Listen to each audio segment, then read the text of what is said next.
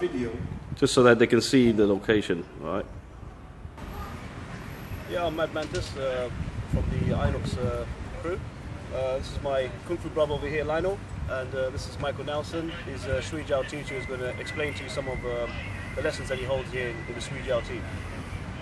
Yeah, basically, I'm Micheal Nelson Cole. I basically lead the shui jiao team in Britain. Shui jiao is Chinese wrestling. It's a throwing art. So what we do is we train people up fitness-wise to condition their bodies to be able to throw other people. It's very simple. I tell people, come into class, you throw or you be thrown. It's nothing fantastic, nothing too flashy. You get down to business. You learn the drills, you learn the basics, from stance work to basic drills, basic throwing drills, and then basically you spar. It's as simple as that. How old is the system? Arguably, it's meant to be the oldest form of martial arts, or Chinese martial arts at least. That's why you have gone on the internet and Google. Look how shui jiao is meant to be the first basic martial arts. Wrestling first and then strikes afterwards. Every system should have an element of shuai in it, which is wrestling. So in any style you go to, from Mantis Kung Fu to whether it's even Wing Chun, they should have an element of throwing in there. Not all of them will focus on it or they will have it in there, but majority I come across all have an element of it. And how long have you been teaching? Shui jiao I've been teaching for since about 2008, 2007, so you're looking at 5 to 7 years. Teaching since 2002 in home, martial arts, so that's 12 years. No. So you recently took a team to the World Championships. How did that fare? It went very well, because we're still a small team, where the team is changing. A lot of the old fighters are now old, hence why they're old fighters. They can't compete anymore. We're going through a transition of guys, trying to get some new guys in. To those that went for experience, Lionel over here came third in his own category. He fought very well. What I look for was his experience, his movements, and he's getting better and better. That's what I look for people. I tell everyone to go out there to have fun. I'm not looking at, get a medal, win if you can.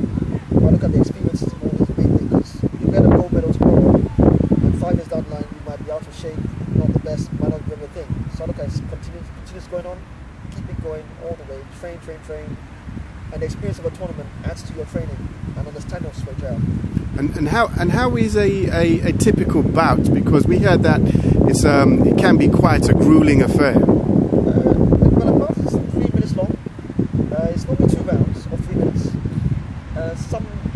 If you're slick and smooth, you can go over with a minute, because I think it's 10 points you get to, and it's like a knockout. You get 10 points clear, then it's a technical knockout of your opponent. What happens if you come up against a shui jiao athlete? He should be fast and accurate. He's not fast and slow, but that doesn't happen. He's fast and accurate, so he gets you quickly and he's pinpoints, he knows the spot. If he's aiming for your chest, he'll get your chest, so you have to block it. So they come at you fast and ferocious, you have to block or move or do the same thing.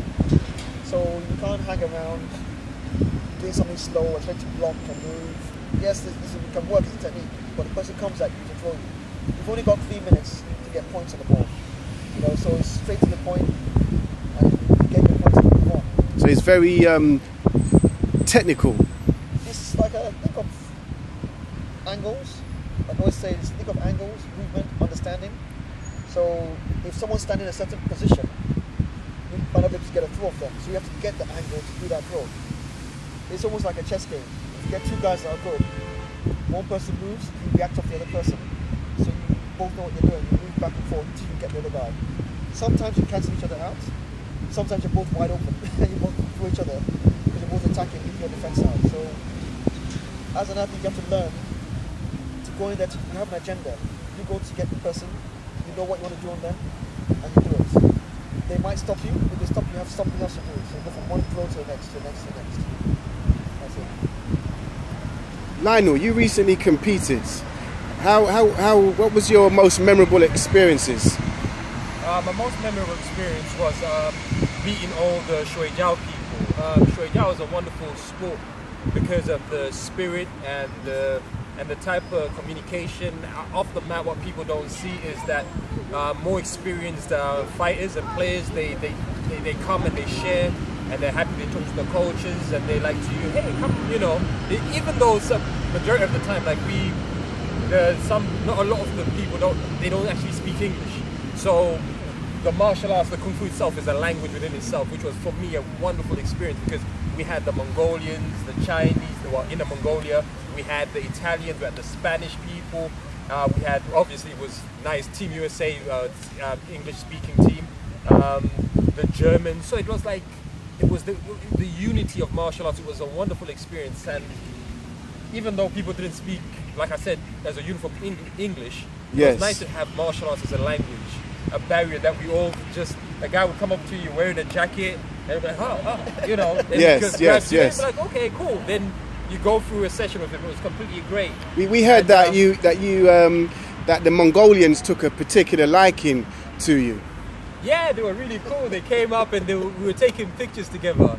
It was fantastic. We had a great time with basically with everybody. But they were really, really cool as well, the Mongolian guys, weren't they? I like their mannerisms and stuff. It was totally cool. They got a hands-on approach as well. If they wanted to show you something, they literally just grab you and go for it. That's the thing with Shui Jiao. There are no secrets. That's one of the things. You train, everyone does the same move, whether you're a beginner or an adult, whether you're a black belt or white belt. You come in the room and whatever move they're doing, everyone does it.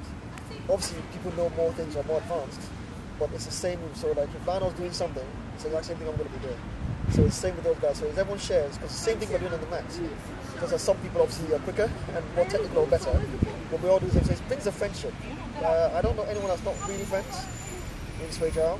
There's probably someone out there now, for all I know. But I doubt it. Something about wrestling that brings you closer. And you basically have fun on the mats, and there's a mutual respect for everybody there, whether they win or lose. So when is the next tournament? The next one in Britain should be in September. The BCMA Nationals, so Shui Jiao is a part of that. The Interclub one, I'm meant to do the Interclub in August. Hopefully end of August, we're going to do one here at Soho Center. Then we've got the main one next year in China, May. That's another world tournament which we're trying to get people to go towards, get their levels up so they can go and compete and not get hurt and be good enough to go on the mats.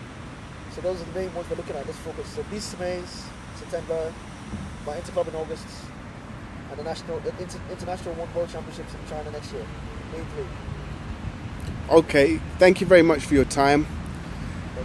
Yes, thank you very much, man. You know, like I said, that's my older Kung Fu brother. This is my guide in Kung Fu, and this is a Shui Jiao teacher, Micheal Nelson. Hopefully we'll be learning from Micheal Nelson. So. Thank you very much, MadMantisTV.